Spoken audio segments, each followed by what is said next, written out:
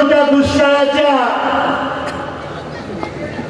अडचणीच्या काळामध्ये या भागातला आणि या तालुक्यातला गोरगरीब जनता जिवंत राहू शकली हे आबासाहेबांनी काम केलं।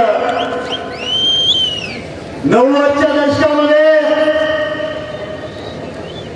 रोजगार हमीच्या माध्यमातून डाळिंबाची रोपं दिली। रोपं दिल्यानंतर लावायला खड्डे खणायला अनुदान दिलं गेलं।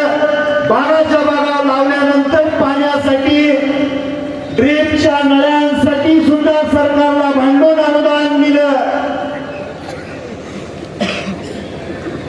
मध्यंतरीच्या काळामध्ये पहिल्यासारखा रोग घासला, रोगाने डाळिंबाची फळं खराब होऊ लागली आणि ज्या वेळेस रेल्वे आला त्या वेळेस तत्कालीन सरकारला भांडून स्वर्गीय आबासाहेबांनी या भागातल्या आणि तालुक्यातल्या कष्टकरी डाळिंब बागायतदार शेतकऱ्यांच्या खात्यावरती कोट्यावधीचा निधी दिला हे स्वर्गीय आबासाहेबांनी केलेला आहे।